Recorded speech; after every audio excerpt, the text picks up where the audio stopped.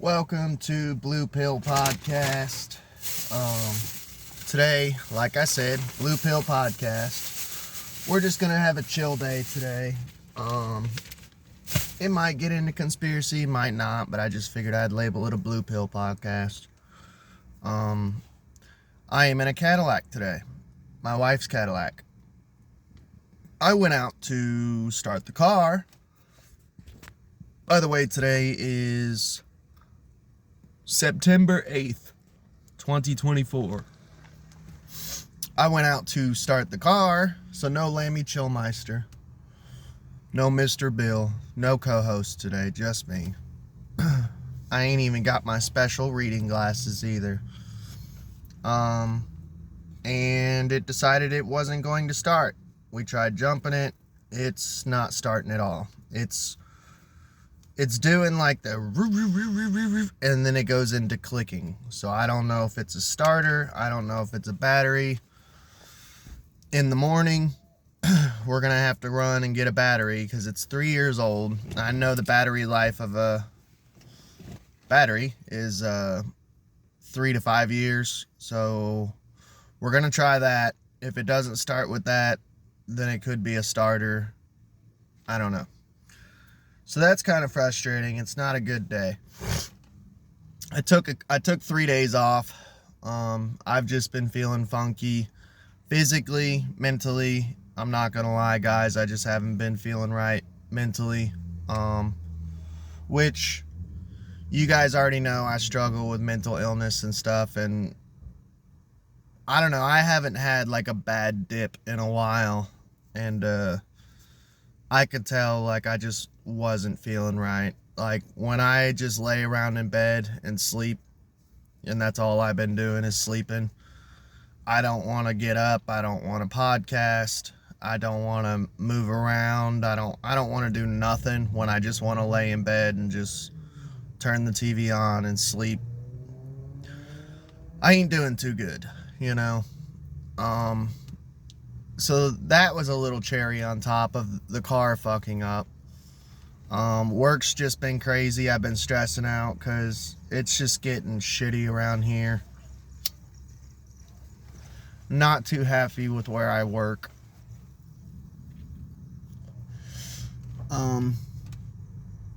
We're starting a new system. We're taking all of the U-boats in the back that carry backstock, and now we're just going to put all the backstock on the top shelves, and every worker there is like, this is going to fail miserably. And you get these fucking hotshot managers who think they know what's going on, and they think they know what's best for us, even though none of them have ever been a night shift stalker. It's just stupid shit. Just managers who are out of touch and do not realize what we have to go through. So that's what I'm walking into tonight. My schedule's been all fucked up, but I did have pretty good amount of fun yesterday. That's another reason I didn't podcast. It was my brother-in-law's birthday, so we went and got Japanese. I'm kind of picky with Japanese, so I ended up just getting crab rangoons, because I really like those. I got to try eel for the first time, so that was cool. Just hung out with them, had a good time, you know. Yeah, we had a good little family get together yesterday. But so that was cool. But today's just a Blue Pill podcast. I got a couple papers. I wanted to read some articles out of Jessamine Journal. And yeah, I just wanted to do some Blue Pill stuff today. And I get tired of conspiracy all the time, every day, all day. You know, sometimes it just hurts my brain, and I'm like, dude, we need a fucking break every now and then. So you guys know I got 2 podcasts. Sometimes I like to do a Blue Pill episode. So let's get on with the first story. It should be fun. So first story is a pie contest, a cookout, and live music scheduled for annual Mount Beulah church event. So if you're in the Lexington area, it should be something fun to do. Mount Beulah Church, 1781 River Road, will host Pollard Day on Saturday, September 14th at 4 p.m. So me and Sammy, if I'm off, we're going to try to go. According to Phyllis Preston, secretary of the church's administration board, the event will feature cookout food, a pie contest with good fellowship, and Southern gospel music, which I don't mind gospel. I actually listen to gospel every now and then. I grew up Pentecostal and stuff, but we kind of jumped around within denominations. I almost said dominations. It dominates your life. It really does. But I was raised like Pentecostal, then we switched over to Baptist, Southern Baptist, Evangelist at one point, non-denomination. My parents just wanted to try out multiple denominations, I guess. Pies must be presented by 4:15 p.m., so it's a pie contest. So I've never been to a pie contest, so I'm guessing what you do is what I've seen, like videos of and stuff, because me and Sammy like to do fun shit like that every now and then. It looks like I think you go around and you sample each pie and vote on it, so that should be fun. By 4:15 to be eligible for judging in the competition. According to the Journal's reporting last year, the concert featured a live performance by the Griffins, a Southern gospel trio from Spartanburg. That's a strong name, Spartanburg, North Carolina. The trio labels itself progressive and has won multiple regional awards for its musical performances. Preston said that this is an annual event that has been held for over 30 years now. This is the church's second year hosting it, even after its 3-year COVID-19 break. That bothers me, man. I don't know. I feel like during the COVID pandemic, I feel like the Christians did not fight as hard as they could have. And that was definitely, if I was Christian and my church was shutting down for a pandemic, I think I would stop going to that church.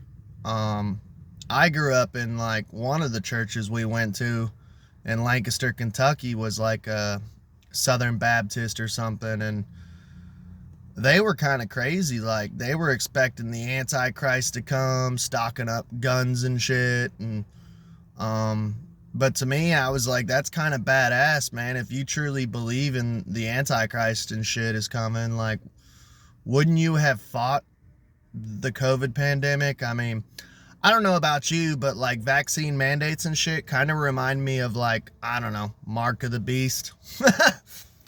So to me, you're a weak church. If you shut down during that period, you're a weak church, man, if you weren't fighting against it. Just saying. It has been 3 years since the last time the church has been able to host this event, but it's back and here to stay as long as COVID stays away. Yeah, okay.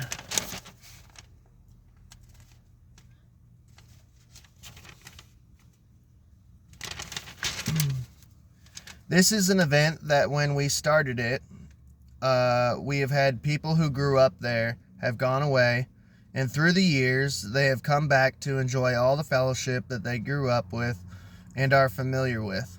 This is just an event for the surrounding community here, Preston said to the Journal last year. The entire community is invited. Mount Beulah Church used to be associated with the United Methodist Church, but in June 2023, it's voted to change its name and drop its association with the United Methodist Church, so it's not a Methodist church anymore.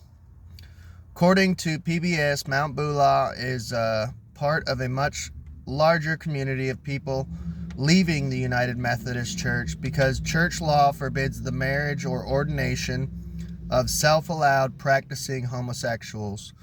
The church's pastor is Norman blah blah blah, and the church's number is 859-229-8502. So they're pro-homosexual. Interesting. Which, I'm not going there for religion. I just want to go and check out the pie contest. And it'd be something fun to get us out of the house. So if you're in the Lexington area, that's what's going on, Jessamine County.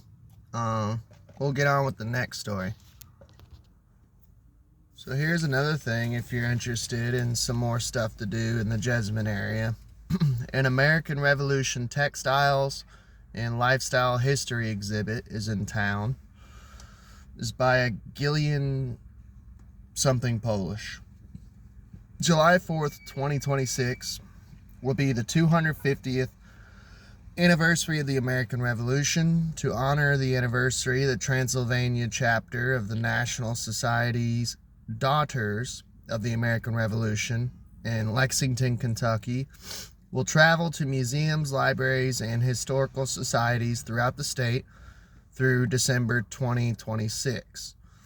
The Jessamine County from August 1st through September 25th, so there's still time, 2024.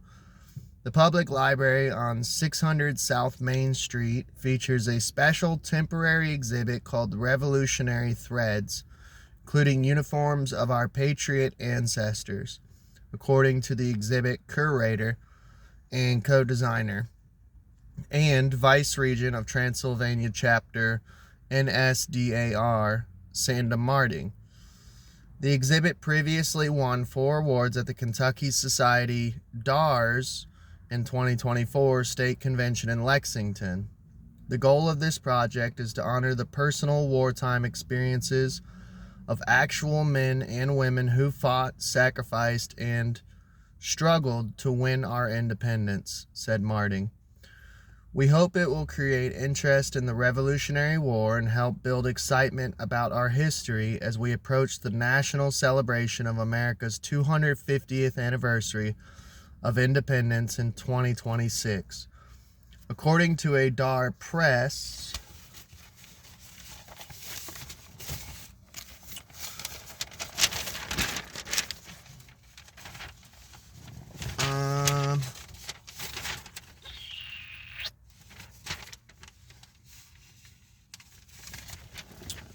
press release, the exhibit references the lives of the ancestors of Transylvania University students and staff as examples of what people wore during the American Revolution. It illustrates and explains the designs, development, and diversity of the many uniforms worn by soldiers during the War for Independence.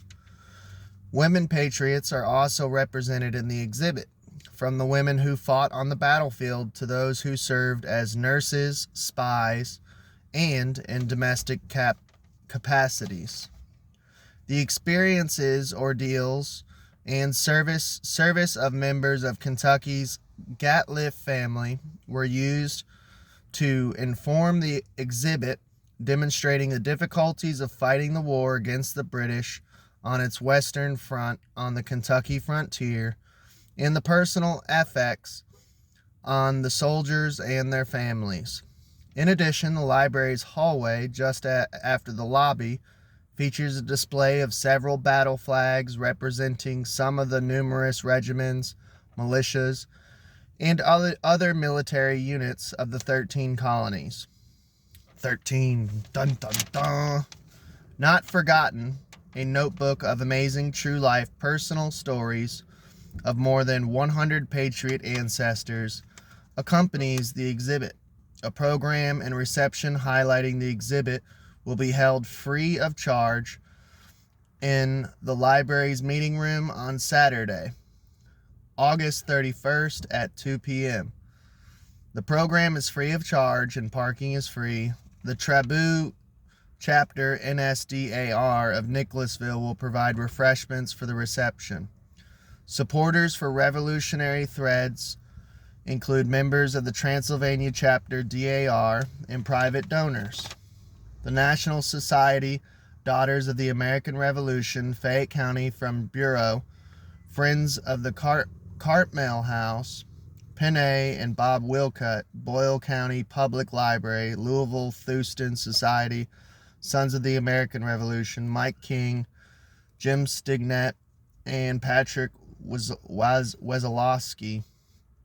Like the Jessamine County Public Library, the exhibit is free of charge to the public. So, that would be something fun to do if you're in Lexington or Nicholasville. Learn about the Revolutionary War, that'd be cool. But we'll go on to the next story. So let's talk about a little more serious of a subject.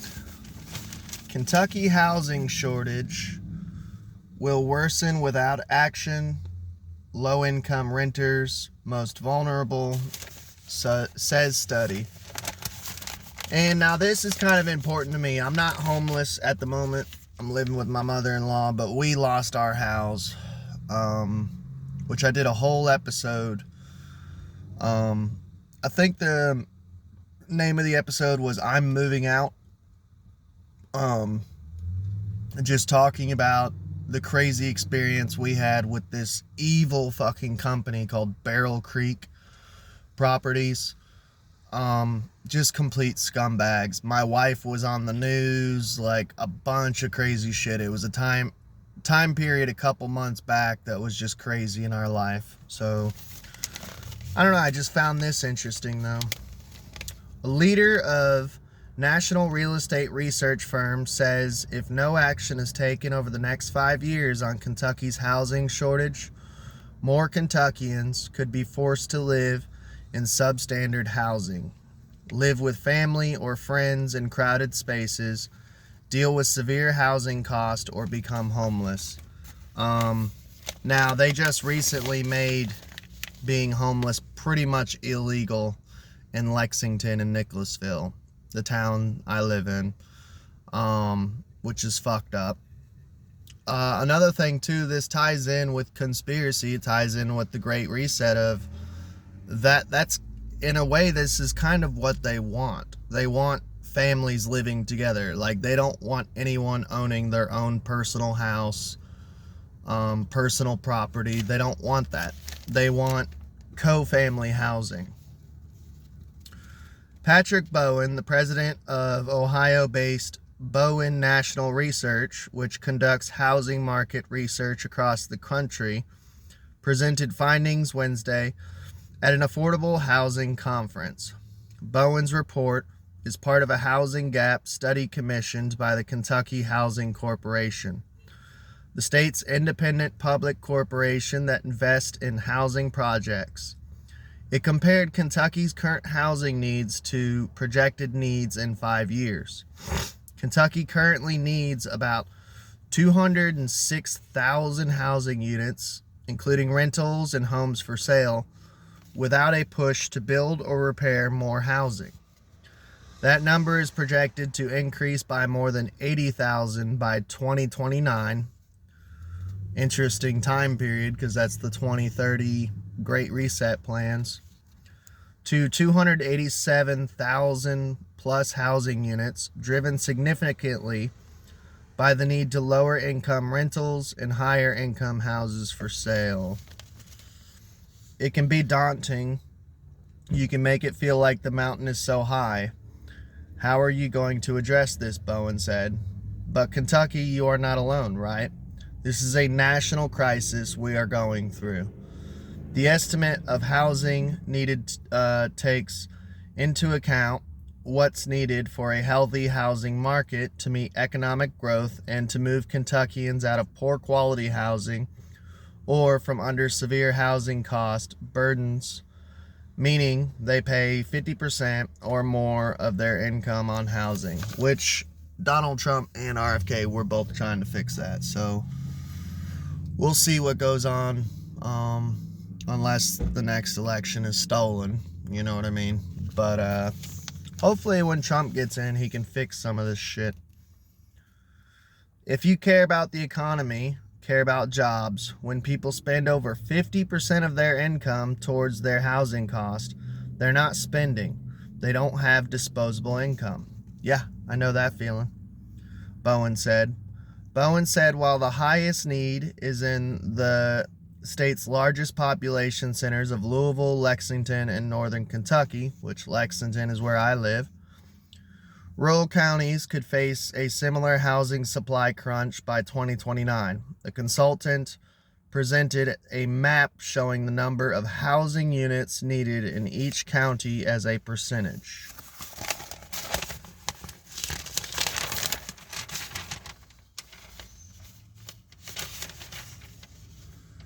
Percentage of the overall number of housing units in the county. By 2029, the study projected the housing gap in numerous rural counties will rise more than 18% of their existing housing units. Simpson, Breathitt, Boyle, and Carroll counties. I used to live in Boyle. That's Danville, Kentucky. I used to live in Danville. I actually like that town pretty well. Would all have a housing gap to existing households of more than 20%. Bowen said Carroll County is projected to need only 866 housing units by 2029, so it must be a small county. But proportionately, the county is, quote-unquote, feeling the impact of the housing gap just as much as the other counties. Employers are feeling it, the citizens are feeling it, and it's true for these bigger parts of the state, but rural Kentucky shouldn't be forgotten, Bowen told the audience. The increasing housing gap for low-income Kentuckians, particularly renters, is projected to substantially worsen across the state. Oh, I believe it. We had an apartment for $550 a month. They bumped it up to $1,000. We couldn't afford it, and now we're living in a trailer with my mother-in-law. So it's getting tough around here, dude. Things are tough all over, dude. The increasing housing gap of low-income Kentuckians, particularly renters, is projected to get worse. The number of rental housing units needed in each county as a percentage of the county's total existing rental housing units is expected to be more than 30% in 9 counties by 2029, including Franklin, Breathitt, Powell, Boone, and Boyle counties. The rental housing gap in Simpson County is projected to be 46.5% of its total rental housing stock by that year. Can I help you?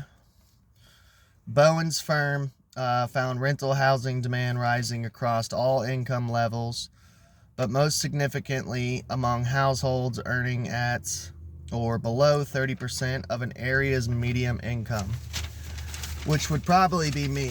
They barely pay me enough to fucking live. The study detailed was equally driven by the growth in numbers of households along with those living under severe housing cost. Bowen told the Lantern that while more housing units need to be built in Kentucky, other solutions such as weatherizing and repairing existing homes or providing financial assistance to those facing severe housing costs could help reduce the housing gap as well. He said encouraging housing developments of all kinds, especially affordable housing, is key. I think there should be a broad plan that allows people to stay in their homes if that's what they want to do, which would be cool with me. My mother-in-law, supposedly she's going to leave the house to us. She's going to move into an apartment and we'll have our own housing property, which is, it's in rough shape, but it is what it is. It's something, you know. The state's housing gap, if left unchecked, could worsen the living situations of many Kentuckians, Bowen said. More people could be forced to move into living spaces with family and could be facing severe housing cost. Some of these people are going to become homeless, Bowen told the Lantern. Wendy Smith, Deputy Executive Director of the Kentucky Housing Corporation, said that the second phase of the corporation's housing gap analysis should be made publicly available in September. Smith recently presented the first phase of the corporation's analysis before a task force of lawmakers. Like I said, guys, I just kind of wanted this to be like a Blue Pill podcast episode. Just mentally, I've not been feeling right. this week. I just been going through a lot at work. My marriage is fine, you know. I'm just frustrated with my work, man. I mean, I've told people a bunch of times, like, the only reason I actually enjoy working here is because I literally get to listen to podcasts every day. That's like the only reason, like, I'm still here. Like, if they took that away from us, I would quit. Which is sad that that's the only reason you're staying at a job, is because to me, like, listening to podcasts is therapeutic, you know. But I'm making still, they gave me a raise. Like, I went from $14.50 to $15.25, and I'm still making as much as new hires. And I've been here 4 years. They're just not treating me right. It's crummy. So, I mean, I'm thankful I have a job. I'm thankful I have a house. I'm thankful I have a wife. I'm thankful I have vehicles. I'm thankful for my pets. I'm thankful for my food. I'm still thankful, but I know it's just like we were talking about in this last article that I read, you know, it's getting fucking hard out there, dude. And I'm not just gonna sit there and cry like that recent popular video of that guy. I don't know, some real big guy, just bawling like a baby, talking about how hard it is out there. And it's like, yeah, life is hard.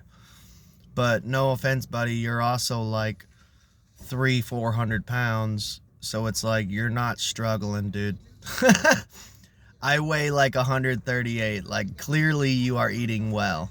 And you know, he's not wrong. Like, it is getting fucking tough out there, but it's kind of hard for me to, like, everyone was like, oh my God, this is, you know, this is like the greatest video I've seen. He's finally saying what everyone thinks. And it's like, yeah, life is fucking tough out there with the economy and shit, how expensive everything is. I mean, you can barely get by, it feels like.